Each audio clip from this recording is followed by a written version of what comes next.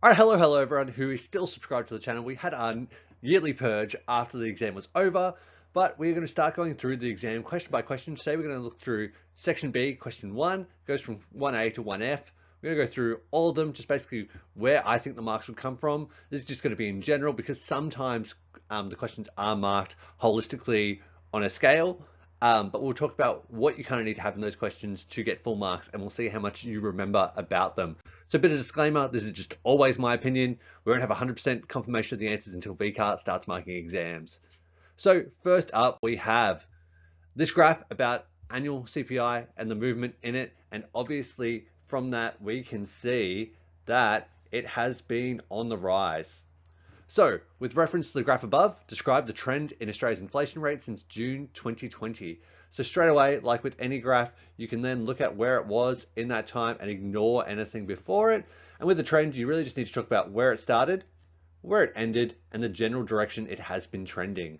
So in this case, in June of 2020, inflation, we had deflation of around 0.3%. So we'll say deflation of 0.3%. And then that increased to inflation of just over 6% in June of 2022. If you mentioned those points and the general direction that it was increasing, you should get the 2 marks there, no problem at all. On to the next question. Love that this question came up. This should be give me 3 marks for anyone. So distinguish between demand inflation and cost inflation. So 1 mark is from defining one mark is for defining the other, and then 1 mark is for the point of difference. So point of difference. So what you're going to talk about there is demand inflation occurs when aggregate demand outpaces aggregate supply and causes widespread shortages that puts upward pressure on prices. Whereas cost inflation is a situation where businesses pass on increased costs of production or decreases in efficiency through higher prices. The main difference being that demand inflation comes from shortages on the aggregate demand side, and cost inflation comes from increased cost of production on the business side. So this is going to cause shortages, and this is going to be from increased cost of production. And that should get you the 3 marks there, as long as you point that out really clearly. Then we've got for question C, explain how one aggregate demand factor and one aggregate supply factor have influenced the inflation rate over the last 12 months. So over the last 12 months, the important thing here being that over the past 12 months, you would know that inflation has been surging. It's been going up incredibly high by comparison.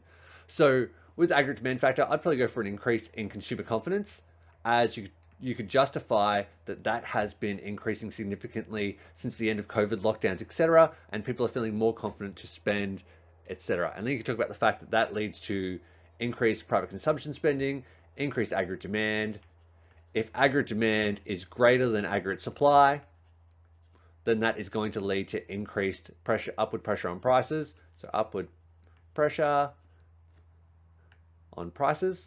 So prices, oh, my P disappeared. And therefore increased inflation. And if you were a great student, you talk about similar to the 7.3% that we are currently facing, or whatever you're talking about in there. With aggregate supply factor, I would definitely talk about natural disasters or severe weather events. So natural disasters being aggregate supply side factor, e.g. floods. And then talk about how that damages our natural resources, increases the cost of resources for inputs in production, and therefore leads to increased cost of production, and therefore increased cost inflation as businesses pass on increased prices, increased costs as increased prices to protect their profit margins, and then linking it back to the current rate as well. Then for part D, explain one economic consequence of a high inflation rate on efficiency in resource allocation. So this being a 2-marking question is quite bizarre for how much you actually need to kind of think about for it. So you need to know what a high inflation rate is and describe that, which is obviously prices increasing above the target rate, above 2 to 3% on average.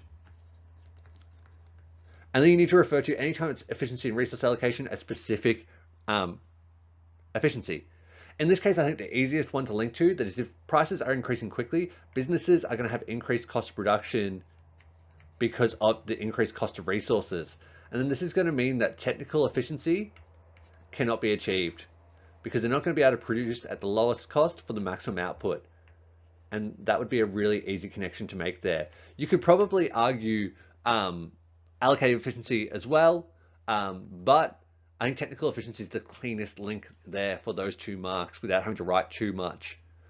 Then for question number letter E, explain how movements in Australia's inflation rate and the unemployment rate may have influenced the stance of monetary policy since 2020. I'm assuming they're going to expect you to talk about the fact that you need to know that inflation rate has been rising, so increased inflation, and the unemployment rate has been low.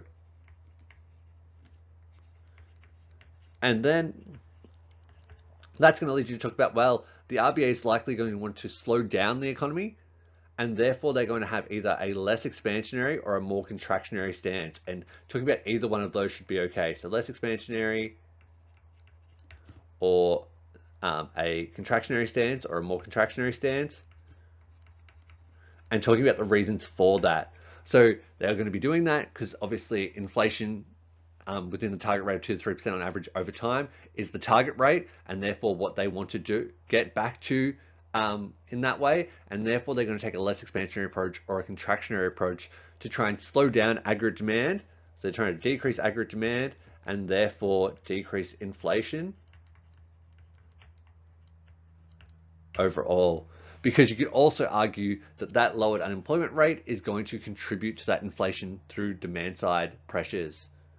And so in terms of breaking that down, they're talking about the recent movements in inflation and unemployment, probably going to be the first 2 marks, and then explaining that less expansionary or a more contractionary approach is going to be the other 2 there. And then for the last part of this question, considering the exchange rate transmission mechanism, explain how the stance of monetary policy may have affected the achievement of one of Australia's domestic macroeconomic goals. So talking about any one of your choice. So that's great. I would link this to inflation because obviously everything about monetary policy this year has been all about inflation. And I'm hoping that if you've been watching videos along the way, we always try and do the exchange rate transmission mechanism. So if this came up, hopefully you were happy. So you talk about that less expansionary or contractionary stance first and what that means. So less expansionary means increasing the cash rate. So increased cash rate. And then you need to talk about if our cash rate increases relative to our trading partners. So relative to trading partners, that's going to lead to increased foreign investment as they search for a higher return in Australian financial institutions, which is going to increase demand for AUD and therefore appreciate the exchange rate. That appreciation of the exchange rate is going to then mean that our exports are more expensive and imports are cheaper. So that's going to lead to an increase in imports and a decrease in exports, and hopefully a decrease in aggregate demand. As aggregate demand starts to decrease, we should see downward pressure on prices and therefore easing of the inflation rate, therefore making it more likely that the goal of low inflation, which is for the general level of prices to be increasing at 2 to 3% on average over time, is going to be achieved. If you do all of those steps, you should get the 4 marks there. So that's just been a quick rundown of my opinions of what you should do in these first question in section B of the VCE economics exam. I'll hopefully be back tomorrow with question 2, and then 3 on Wednesday, 4 on Thursday, and then we'll be all done with the exam forever, unless people are watching this in the future, in which case, enjoy.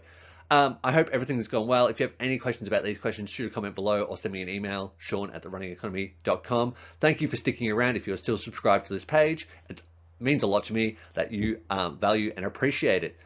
Other than that, I hope you have a wonderful night, and I'll see you next time. Goodbye.